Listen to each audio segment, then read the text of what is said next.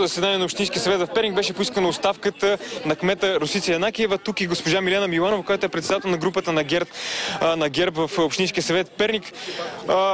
Много често и тази сутрин, и вчера при нашето посещение тук в Пернишка област чухме от обикновени хора молбата, проблемът на хората с земетресението и възстановяването след него да не бъде превръщан в политически.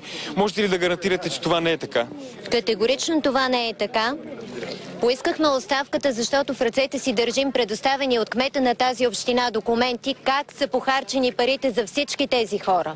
Какво показват тези документи? В тези документи има разписани суми за нелепи дейности.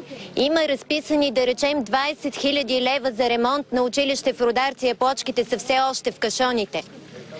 Тук пише, че парите на общината, дадени на перничани, са похарчени за ремонти, които дори не са започвали.